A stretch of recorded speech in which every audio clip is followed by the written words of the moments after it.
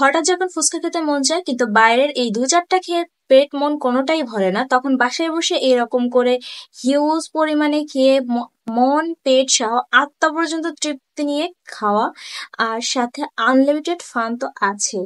So viewers, আসসালামু আলাইকুম, আশা করি সবাই ভালো আছেন। আর এটার জন্য আমরা কেমন কি করলাম তার জন্য সেটা আজকে দেখাবো।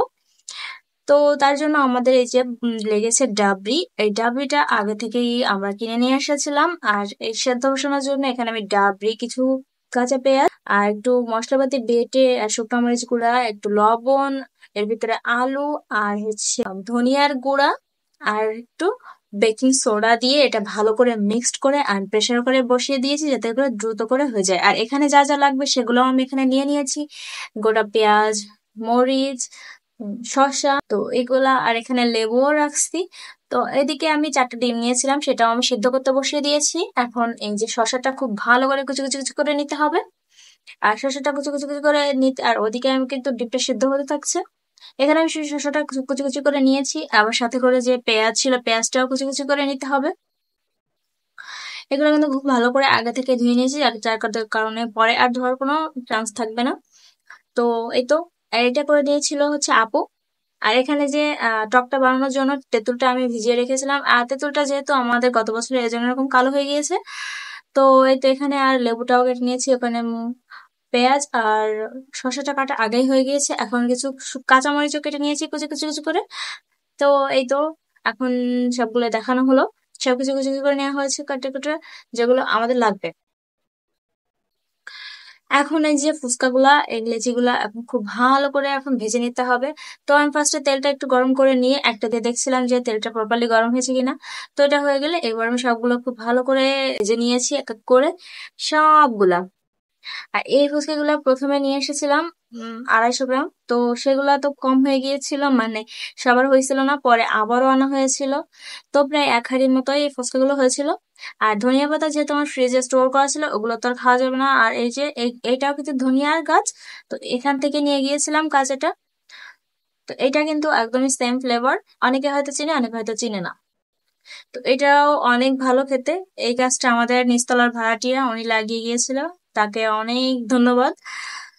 তো এই তো দেখেন, আমাদের গাছের কলাও দেখাচ্ছিলাম। তো আমি এখানে নিয়ে চলে আসলাম। এখন এই যে সেদ্ধ করার অর্ধেকটা আমি এখানে নামিয়ে রেখেছি ফুচকার জন্য, আর অর্ধেকটা আমি চটপটির জন্য আবারও কিছুটা পানি দিয়ে রাইস কুকারে বসিয়ে দিয়েছি।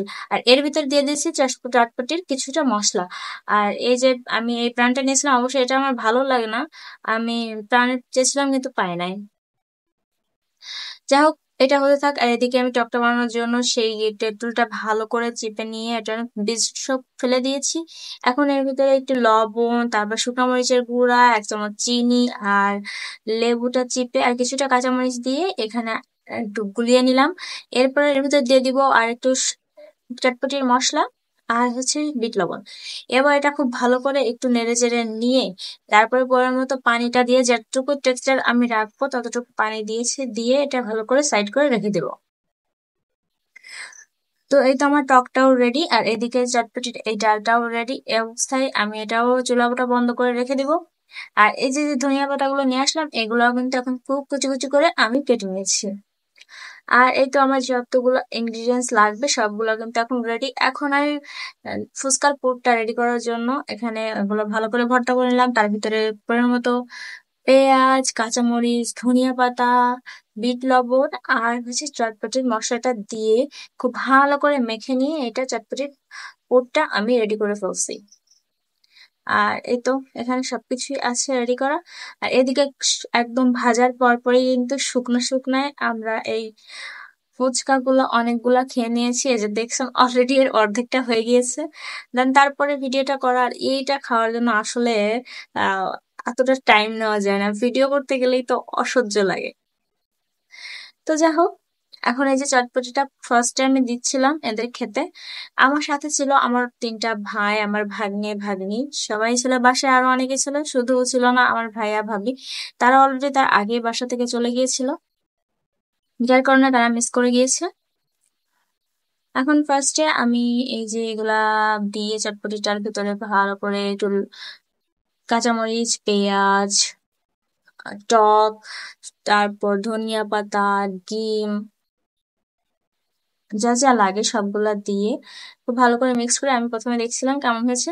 তো ওদেরকে দিয়ে আর দুইটা আমি দিয়ে আসছিলাম আপু আর ভাইয়া, মানে আমার দুলা ভাই, তাদেরকে রুমে দিয়ে আমি তারপর আসছিলাম। আর এই যে সেও এখন ফার্স্টে ট্রাই করছিল, তার কাছে একটু ঝালটা বেশি হয়েছিল কারণ সে বাচ্চা মানুষ।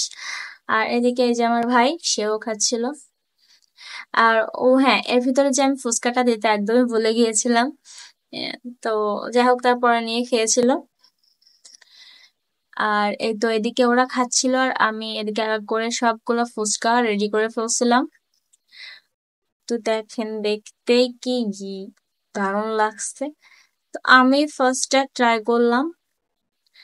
তো তার জন্য একটু আমি ক্লোজলি নিয়ে এর ভিতরে একটু শসা, একটু কাঁচামরিচ দিয়ে, তার ভিতরে একটু টক দিয়ে ভালো করে মেখে নিয়ে, আমার ক্যামেরাম্যান ভেবেছিল আমি তাকে দিব, কিন্তু আসলে না, আমি নিজে সেটা খেয়ে নিয়েছি।